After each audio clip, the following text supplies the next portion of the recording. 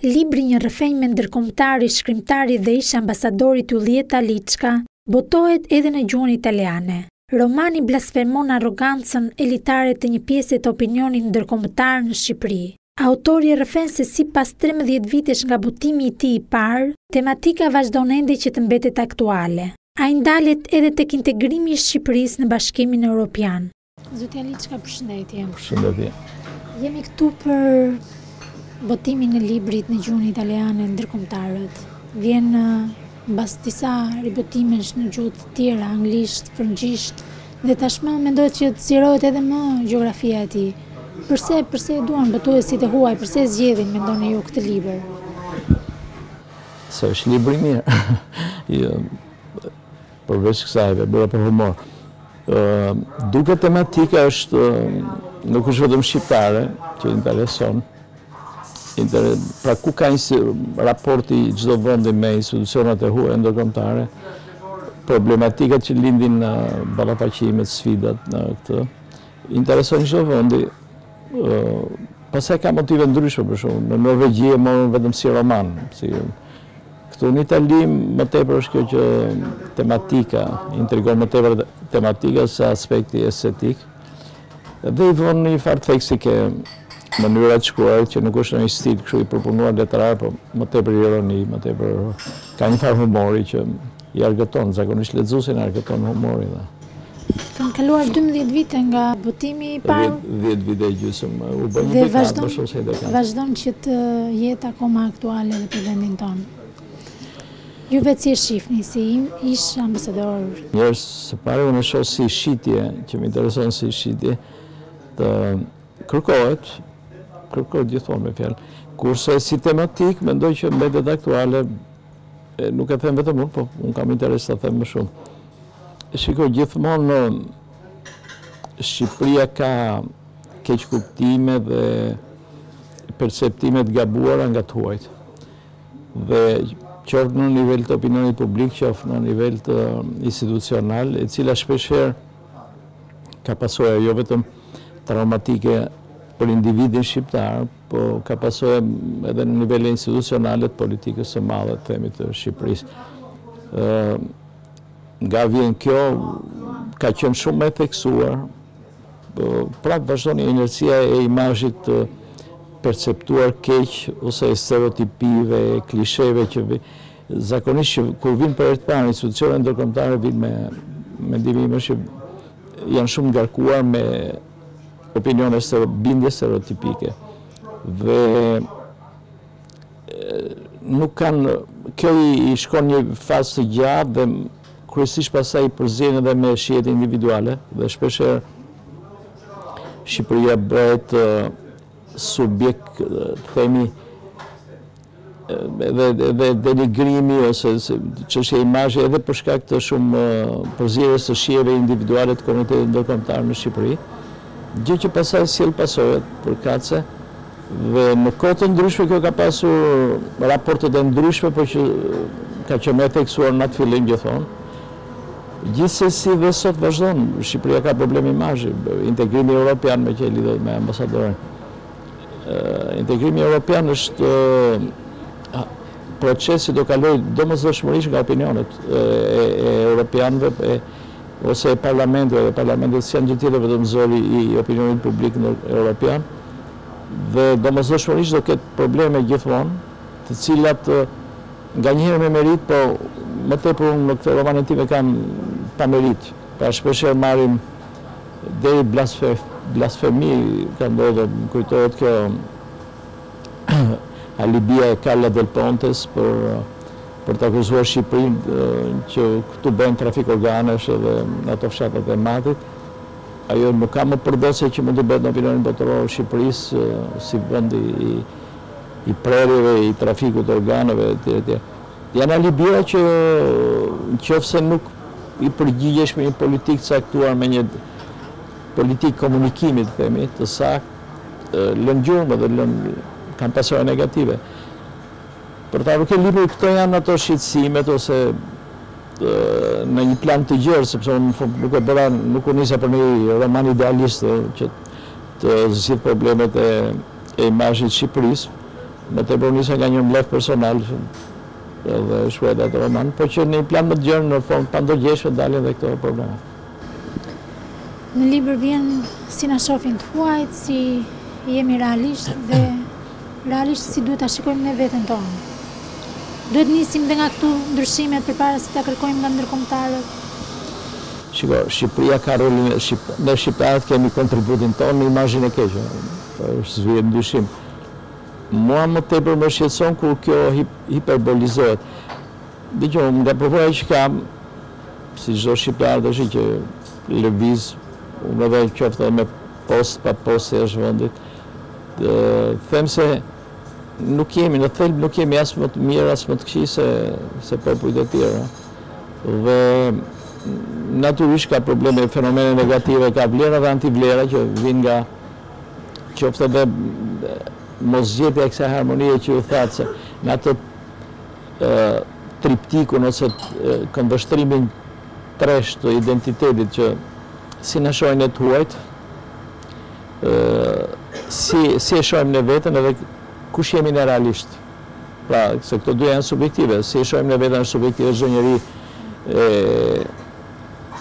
ka të prirën për të dhënë një imazh pozitiv vetes, megjithatë shpeshherë është bërë, duhet të thënë kjo, shpeshherë bëhet mod denigrimi i vendit tënd, sharja e vendit tënd që ky vend zbëhet, ka fenomene negative. Më kujtohet në këtë rast në një përmbronim atëherë hyrjen e Shqipërisë në NATO, isha në parlamentin francez me statusin e ambasadorit dhe u ngrit një grup parlamentar, në fakt i partisë ekstremit të madh, Partia Komuniste, i cilët nuk lanë fjalë pa thënë për Shqipërinë, po me denigrim të latashëm. Dhe mbas këtij debati në parlament, që fatmirësisht triumfoi shumica që e pranuan Shqipërinë në NATO, dhe ato okej, themi. E pyeta ata përgjegjësit kryesor të Senatit, Parlamentit, i thash, pyeteni çka të grupin parlamentar, nga i kanë të dhënat, dhe thanë nga media shqiptare.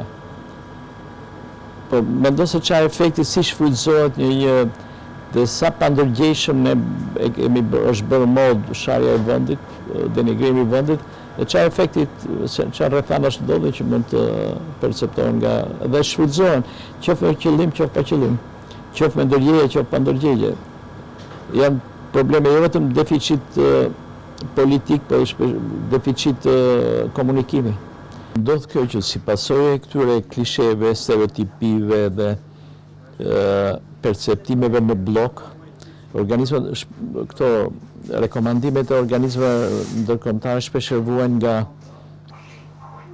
përgjithësimi dhe jo nga gjuhë konkrete e përshtatur në një realitet, ose desha them që realiteti shqiptar është shumë më i coptuar, shumë më i fragmentuar, shumë më i ndërlikuar kompleks, se sa vetë perceptimi tuaj, dhe kjo bën që edhe shpeshherë ndërhyrjet e institucioneve ndërkombëtare në Shqipëri të bëhen shablone dhe shpeshherë me një retorik monotone, standarde të pa adoptuar mirë, megjithëse përpjekjet e tyre, instrumenteve që kanë, po paktën për mendimin tim, thash edhe një herë, është realiteti është shumë më kompleks se sa retorika e rekomandimeve që bëjnë ose ndërhyrjeve që bëjnë ndërkombëtarët në Shqipëri. Juve personalisht, cili është zhgënjimi më i madh që keni pësuar edhe sa keni përjetuar nga ndërkombëtarët gjatë gjithë viteve të jetës tuaj? Nuk do të kaloj në ekstremitet.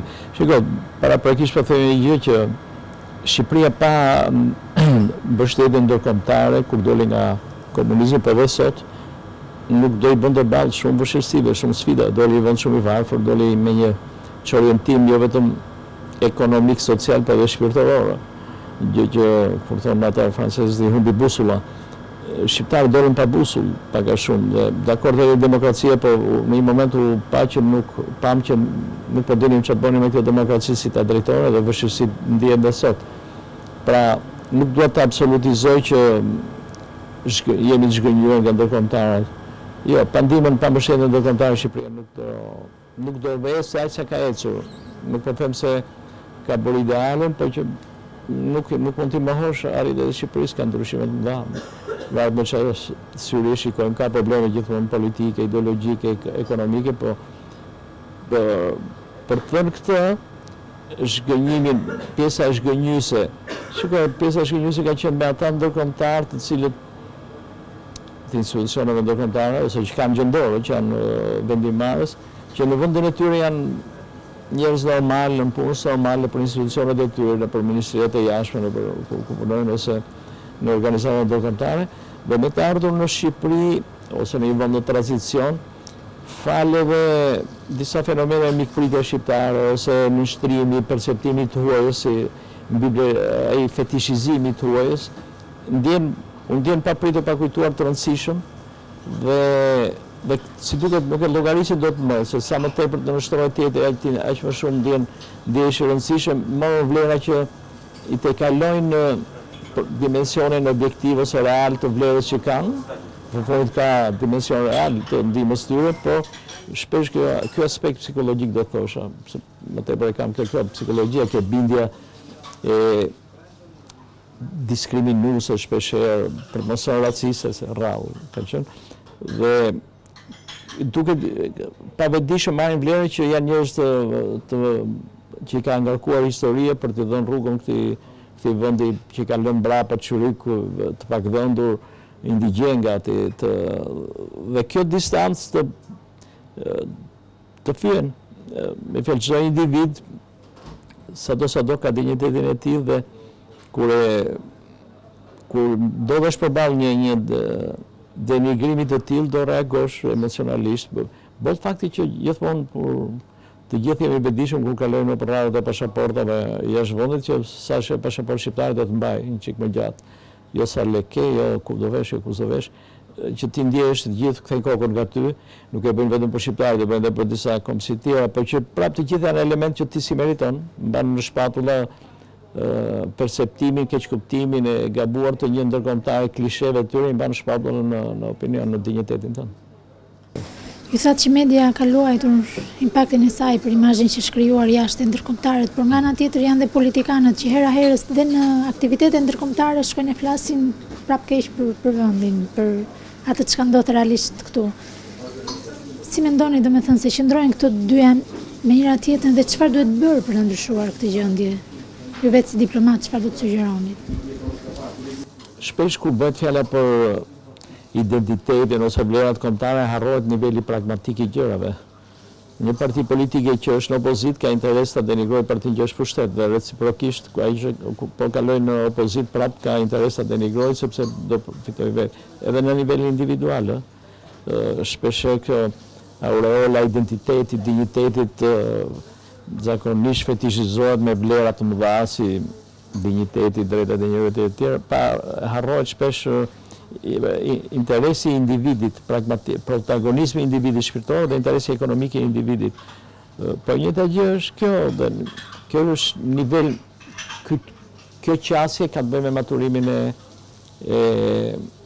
klasës politike, po jo vetëm klasës politike, gjithë ato që do i quajnë aleanca fluide me të huajt, ndodh shpesh, edhe në nivelin individual, edhe në nivelin politik që ndodh. Tash ka të bëjë me maturitetin e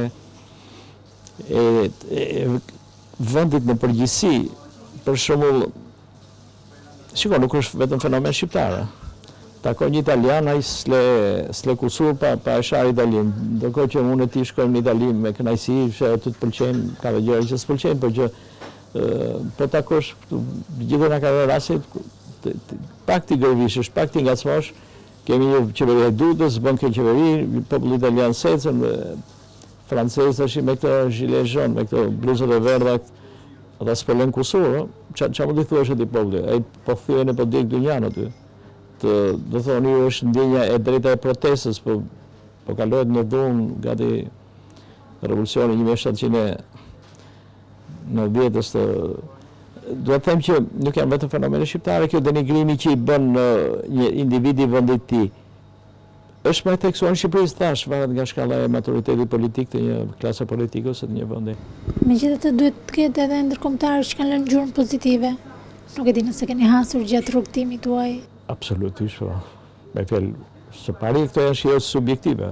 Këto lidhen nga miqësitë që krijon, nga edhe një unë e theksova atë, në një plan më të gjerë, Shqipëria pa asistencën ndërkombëtare nuk do i përballonte dot sfidat. Pa ndihmën e Bashkimit Evropian pak dihet në opinion publik që gjithë fondet që vinë nga Bashkimi Evropian janë falas për zhvillimin e këtij vendi. Shtetet e Bashkuara, për shumë isha në pazarin e Korçës, ku i Tiranës, gjithë më thanë që bëhen me fondet amerikane. Do të them që kjo është një plan i gjerë, do ishte e turpshme për shqiptarë që të denigrojnë çdo gjë të huaj sepse të huajt janë snob, janë jo. Po ashtu dhe në plan individual. Siç kemi të gjithë tash, jemi të hapur, kemi miq si shqiptarë si tuaj dhe e vëmë në dallimin ai që na pëlqen, ai që s'na pëlqen, ai që është sipas me i mirë. Kjo gjë është shpesh ne subjektivizojmë gjërat. Nëse më ndihmon mua, them që është burr i mirë. Nëse s'më ndihmon mua, ose është burr i keq. Kjo është sikudo. Në nivelin personal, me që më pyetet, unë kam jetuar 6 vjet në Francë, me kohë bën dallimin ose siç në Shqipëri, po mua më duket për njëta gjë.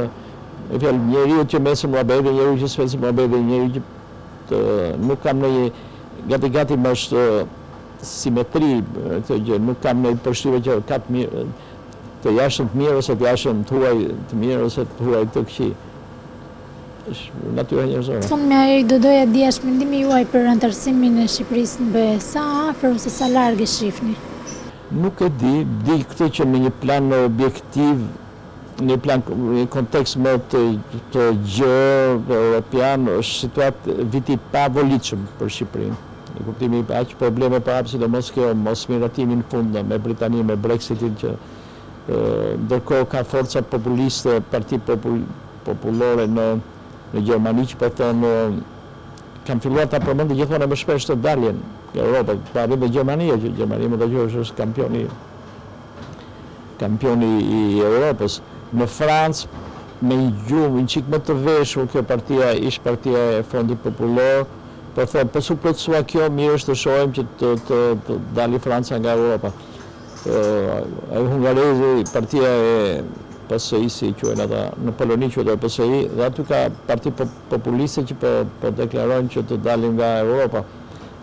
Pra është situatë konfuze në opinionin publik evropian për çështjen e integrimit dhe ka shumë variable, themi, brenda, që janë variable opinioniste të opinionit. Shqipëria ka problem vazhdon me problem imazhi. Dhe imazhi ndikon shumë është imazhi është i rëndë, ndryshon me vështirësi, është shpesh e rëndë, ka inerci të madhe. Një e para, e dyta, vetëm me arsye objektive, tash me këto probleme që zgjedhjet europiane që bëhen qershor. Këto tash tendencat populiste të shumë vendeve europiane, të cilat asnjë kanë, për shembull, përkuesësh presidentin kryeministin e Hungarisë, Orban, a mendonin për zgjerim?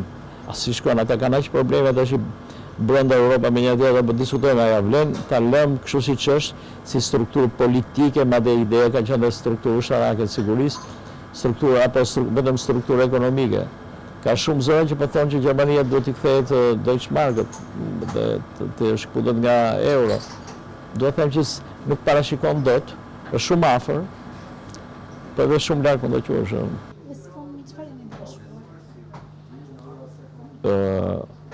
Zakonisht kjo është pyetje klishe, por në këtë rast mua më pëlqen shumë sepse po vuaj shumë me një roman që pothuajse e mbarova, edhe duhet ta nxjerr ose këtë muaj ose të pres, janë ca konkurse që kam interes të konkurroj aty. Titulli quhet Metamorfoza e një kryeqyteti, pra është për Tiranën që këtu kam lindur, këtu kam jetuar. Edhe këtu besoj do vdes ta mbyllet. Dhe më intereson kjo evolucioni i një shoqërie të paktën e Tiranës që njoh, që pretendoj se e njoh, nga komunizmi në periudhën që unë kam filluar të bëhemi ndërgjegjshëm nga vitet 70, 80, 90 deri sot, se si evolojnë individi i kryeqytetës Tiranës, ka pikpamja ekonomike, sociale dhe shpirtërore dhe politike.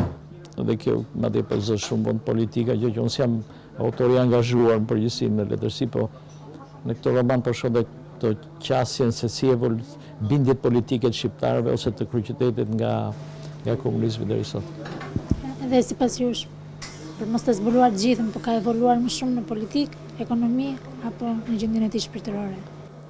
Jo, se cili aspekt ka dimensionin e tij. Nuk jam s'duhet të jap rekomandime ose vlerësime, zakonisht nuk bëj vlerësime pozitive ose negative.